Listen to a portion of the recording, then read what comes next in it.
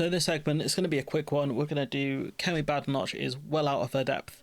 And so this is about her performance at PMQs a little bit ago, and it's the fact that she has a target-rich environment and she just keeps missing. In the words of Aubrey Graham, aka Drake, no hits, just misses.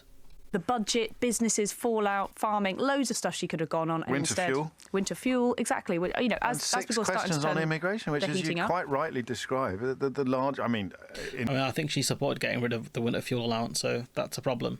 In many ways, the biggest failure. You know, it's debatable, but certainly something on which they are perceived universally to have had an absolute mare. Yeah. And she's trying to hit Starmer over the head with it, when he has gravity on his side, in that these numbers are going to come down regardless of what he does. And the Brexit point was extraordinary, Tinniad, saying... I think No Justice was saying, it might have been her that said, like, one of the things that COVID led to was a huge backlog in visa applications. So once the UK started opening back up again and you had people... I think they had probably more people on the visas and stuff like that. You had a massive influx of people come in.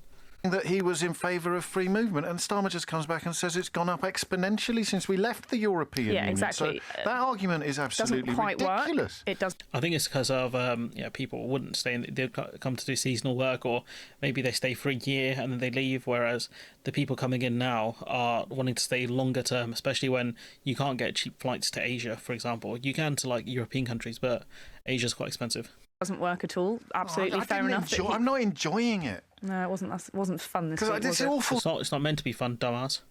Liberal impulse now kicks in. I want him to do a little bit watching better. People suffer. Yeah. And the poor woman is obviously completely out of her depth, and she still thinks she's a superhero. Yeah. I mean, yeah, it's because her team gas her up. That's why. That's the problem. Like, people, this guy O'Brien, like, he's probably one of the ones that thought Kemi was like, a serious politician. This is the same guy who rated Matt Hancock, by the way.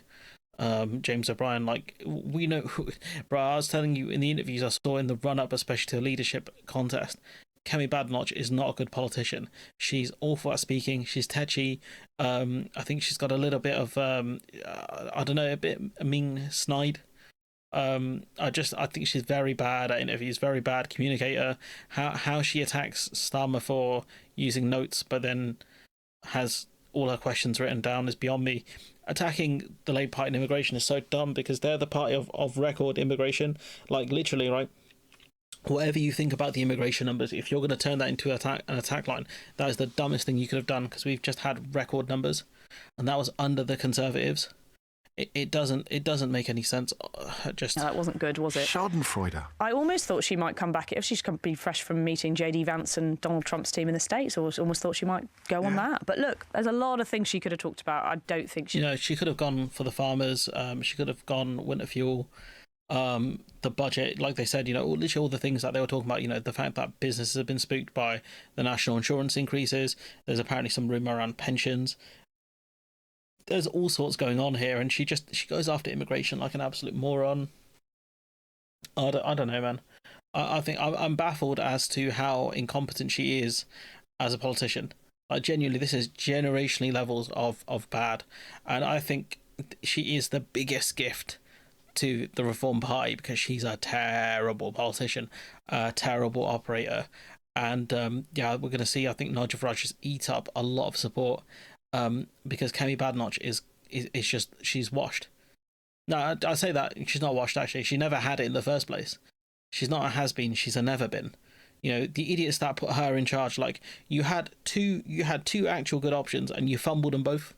You had Tugendhat, who would have done okay as far as Tory MPs go, and you'd have had James Cleverly, who can at least string a sentence together and would be much better at actually putting some questions to Starmer and not attacking them on immigration where he has an open goal. I'm baffled. But anyways, I'm going to leave it there. Let me know what you think in the comments below. Like, comment, share, subscribe. Support the channel on Patreon if you can, and hopefully I'll see you in the next one.